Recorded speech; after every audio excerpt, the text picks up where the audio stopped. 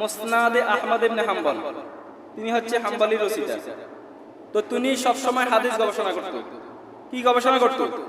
হাদিস গবেষণা করতে করতে তিনি একটি গ্রন্থ লিখেছেন। ওই গ্রন্থের নাম দিয়েছে মুসনাদে আহমদ ইবনে হাম্বল। অর্থাৎ ওই গ্রন্থের মধ্যে 40,000 হাদিসের কম্পাইলেশন আছে। সুবহানাল্লাহ। তিনি শীতের সময় হাদিস গবেষণা করত। হাদিস গবেষণা যখন করত, তো তখন তিনি বের হতো রাত্রিবেলা। এক মসজিদে তিনি রাত্রিবেলা এশা নামাজ পড়েছে হাদিস গবেষণা করার জন্য। ওনার খেয়াল যে আমি হাদিস গবেষণা করবো, আজকে রাত্রিতে মসজিদে কাটিয়ে দিব, ইবাদত করব।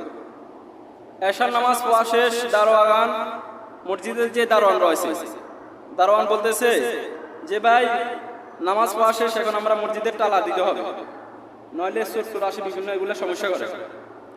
তখন মুসনাদে আহমদ ইবনে হাম্বল বলেছে, ভাই আমি আপনার এই মসজিদে হাদিস গবেষণা করব, রাত্রিবেলা ইবাদত করব, আমি আজকে রাত্রি আপনার এই মসজিদে থাকতে চাই। দারোগা বলতেছে, না, আপনার এই মসজিদে থাকা যাবে না, কারণ এটা আমাদের এখানের আইনে নেই, আমরা বদ্ধ করে দিব।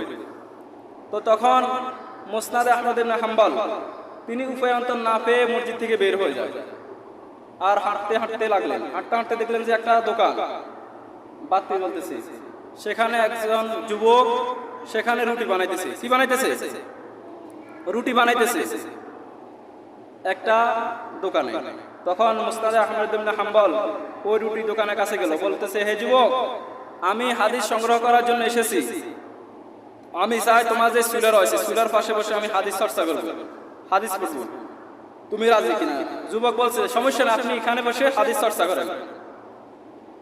আর মুসনাদে আহমদ ইবনে হাম্বল তিনি হাদিস পড়তে লাগলেন।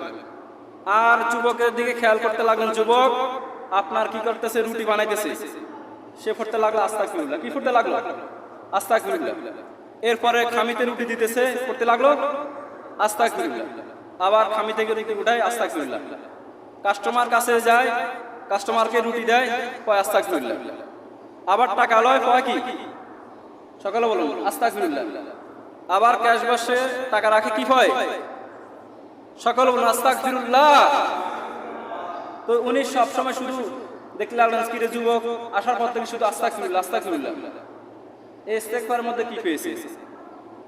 মুসনাদ আহমদ ইবনে হাম্বল সে হাদিস চর্চা বন্ধ করে যুবকের কাছে গেল, হে যুবক, আমি আসার পর থেকে তোমাকে একটি আমল করতে দেখেছি, যে তুমি শুধু পড়তে লাগলো আস্তাগফিরুল্লাহ আস্তাগফিরুল্লাহ আস্তাগফিরুল্লাহ। এটার মধ্যে তুমি পাইছো কি?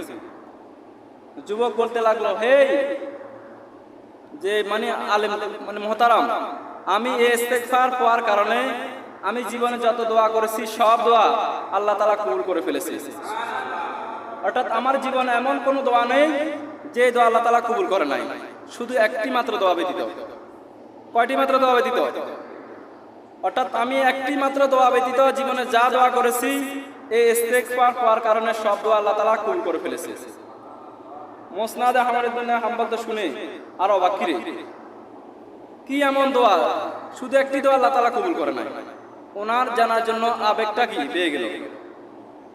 ওই যুবক বলতে লাগলো, আমি আল্লাহর কাছে অনেকদিন যাবত একটা দোয়া করে যাচ্ছি, অনেক বছর থেকে যে দোয়া করে যাচ্ছি, আল্লাহ শুনেছি এই জমানায় একজন ইমাম রয়েছে, মুহাদ্দিসে দাহর, ইমামুল আযম মুসনাদে আহমদ ইবনে হাম্বল, তার নাম শুনেছি, তার জন্য দোয়া করেছি, তার সাথে যেন আমার দেখা হয়, দেখা হলে আমি তার সাথে মুসাফা করব আর তার কপালে একটা চুমু দেব। আল্লাহর কাছে আমি কয়েক বছর যাবত এই দোয়াটা করে যাচ্ছি, আল্লাহ তাআলা আমার এই দোয়াটা কবুল করতেছে না। মুসনাদে আহমদ ইবনে হাম্বল শুনে তো অবাক, খাইছে, তার একটা দোয়া কি আল্লাহ তাআলা কবুল করে নাই। মুসনাদে আহমদ ইবনে হাম্বল নিজেকে ধরে রাখতে পারল না, সে চোখের পানি সে বলতে লাগলো, হে যুবক, তোমার যে দোয়াটা আল্লাহ তাআলা কবুল করে নাই, সেই দোয়াটা আল্লাহ তাআলা এইমাত্র কবুল করে ফেলেছে। সুবহানাল্লাহ। মুসনাদ আহমদ ইবনে হাম্বল বলতেছে, আনা মুসনাদ ইবনে হাম্বল, আমি সেই ইমাম মুহাদ্দিসে দাহর। যুবক নিজেকে ধরে রাখতে পারলো না। যুবক মুসনাদ আহমদ ইবনে হাম্বলের সাথে মুসাফা করে তার কপালে চুমু দিয়ে ইমামকে জড়িয়ে ধরে বলেছে, হে ইমাম, আমি ইস্তেগফার হওয়ার কারণে যত দোয়া আল্লাহর কাছে করেছি একটি দোয়া কবুল করে নাই, আর একটি দোয়া আল্লাহ তাআলা এই মাত্র কবুল করে ফেলেছে। তার মানে সব সময় কি হওয়ার কারণে? সব সময় আস্তাগফিরুল্লাহ হওয়ার কারণে আল্লাহ তাআলা ওই যুবকের সব দোয়া কবুল করে ফেলেছে। এজন্য আমরা যদি সব সময় ইস্তেগফারের সাথে আটার মতো লেগে থাকি, আমাদের দোয়া কবুল করবে কে?